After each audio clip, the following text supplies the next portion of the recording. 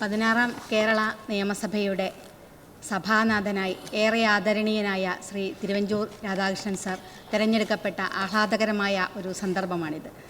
Sir, ഈ സഭ കൈക്കൊണ്ട ഏറ്റവും ജനാധിപത്യോചിതമായ തീരുമാനമാണ് ഈ സ്പീക്കർ തിരഞ്ഞെടുപ്പെന്ന് ഞാൻ കരുതുകയാണ്.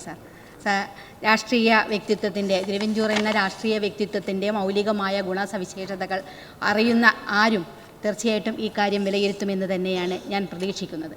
നേരത്തെ CM സൂചിപ്പിച്ചതുപോലെ 17ഓളം വകുപ്പുകൾ കൈകാര്യം ചെയ്ത പതിറ്റാണ്ടുകൾ നീണ്ടുനിന്ന പൊതുജീവിതത്തിൻ്റെയും അതുപോലെ തന്നെ പാർലമെൻ്ററി ജീവിതത്തിൻ്റെയും എല്ലാം അനുഭവ സമൃദ്ധിയിലൂടെ ആർജിച്ച അറിവും കർമ്മശേഷിയും നേതൃപ്രാപ്തിയുമെല്ലാം ശ്രീ തിരുവഞ്ചൂർ രാധാകൃഷ്ണൻ സാറിന് ജനാധിപത്യ കേരളത്തിൻ്റെ നിയമനിർമ്മാണ സഭയെ അതിൻ്റെ മഹനീയമായ ലക്ഷ്യങ്ങളിലേക്ക് കൈപിടിച്ച് നടത്താൻ കഴിയുമെന്ന് ഞാൻ പ്രതീക്ഷിക്കുകയാണ്.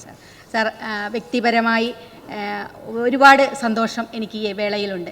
എൻ്റെ വ്യക്തിപരമായ വേദനകളിൽ ഒരു താങ്ങായി നിന്നത് കാര്യം മറക്കാൻ ഈ സന്ദർഭത്തെ ഞാൻ ഓർക്കുകയാണ്. സാർ, അത് മറക്കാൻ കഴിയില്ല. സാർ, അതേപോലെ തന്നെ ഒരു പുതിയ അംഗങ്ങളായി ഇവിടെ കയറി വരുമ്പോൾ, കഴിഞ്ഞ സഭയിൽ കയറി വരുന്ന സമയത്ത് പുതിയ അംഗങ്ങൾ ഒരുപാട് മാതൃകകൾ അങ്ങയിൽ നിന്ന് പഠിക്കാനുണ്ടായിരുന്നു. ഞങ്ങൾക്ക് മുഴുവൻ സമയവും സഭയിലിരിക്കുകയും സഭാ നടപടികൾ വീക്ഷിക്കുകയും അതിൽ ഇടപെടുകയും ചെയ്തത് ഞങ്ങളെപ്പോലുള്ള ആളുകൾ വളരെ കൗതുകത്തോടും വളരെ പ്രതീക്ഷയോടുകൂടിയുമാണ് സാർ നോക്കിക്കണ്ടത്.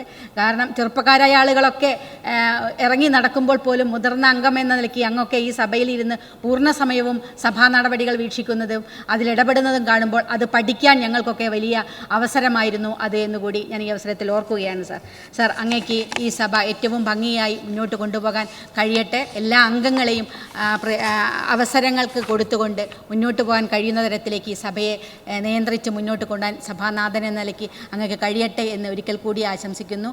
എൻ്റെയും എൻ്റെ പാർട്ടിയുടെയും എല്ലാവിധ ഭാവുകങ്ങളും അറിയിച്ചുകൊണ്ട് അവസാനിപ്പിക്കുന്നു.